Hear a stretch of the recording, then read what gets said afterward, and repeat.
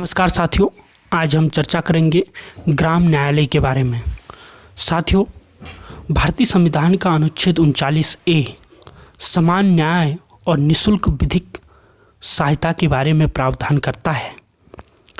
समान न्याय के सिद्धांत को आगे बढ़ाने के लिए तथा कार्य रूप में लाने के लिए, जो कि हमारा directive principle of the state policy का एक भाग है, जो प्रत्येक राज्य का कर्तव्य है कि वह समान न्याय को स्थापित करे। इसीलिए भारत सरकार द्वारा ग्राम न्यायालय अधिनियम 2008 लाया गया और इसके अनुसार प्रत्येक मध्यवर्ती पंचायतों में ग्राम न्यायालय की स्थापना की जाएगी। साथियों, ग्राम न्यायालय अधिनियम 2008 जो 2 अक्टूबर 2009 को पूरे देश में लागू हुआ के अनुसार स्थापित किए जाएंगे या किए जा रहे हैं। साथियों, अभी तक देश में कुछ ही ऐसे राज्य हैं जहां ग्राम न्यायालय प्रचलन में है। इसमें पहला नंबर आता है केरल का और दूसरा महाराष्ट्र और राजस्थान। तीन ही ऐसे राज्य हैं जहां अभी वर्तमान में ग्राम न्यायालय प्रचलन में हैं।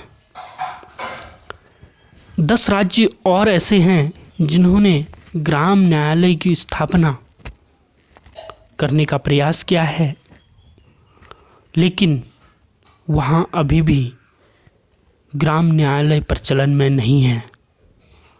साथियों, 12वीं पंचवर्षीय योजना में भी लगभग 2500 ग्राम न्यायालयों की स्थापना करने के लिए प्रावधान किया गया था, लेकिन अभी तक पूरे देश में ग्राम न्यायालय की स्थापना नहीं की जा सकी है, कुछ राज्यों को छोड़कर। साथियों, ग्राम न्यायालय की जो संरचना होगी उसमें एक प्रथम श्रेणी के मजिस्ट्रेट स्तर के एक न्यायाधीश होंगे, जो राज्य सरकार द्वारा उच्च न्यायालय के परामर्श से नियुक्त किए जाएंगे। साथियों, इन न्यायाधीशों को सिविल तथा आपराधिक दोनों ही मामलों में सुनवाई करने का अधिकार होगा या सुनवाई करने की शक्ति होगी। आपराधिक मामलों में जहाँ तक है, इनको 2 वर्ष तक की सजा वाले अपराधों में ही सुनवाई करने का अधिकार होगा। सिविल मामलों के अंतर्गत घरेलू हिंसा से संबंधित मामले, न्यूनतम मजदूरी अधिनियम से संबंधित मामले, बंधुआ मजदूरी उन्मूलन से संबंधित मामले, इन मामलों में ये आपसी समझौते से या आपसी समझौतों के माध्यम से इन मुकदमों का निपटान करने का प्रयास करेंगे। और आपराधिक मामलों में जहाँ तक संभव हो प्ली बार्गेनिंग के माध्यम से निपटान करने का प्रयास करेंगे। साथियों, ग्राम न्यायालय के द्वारा यदि किसी को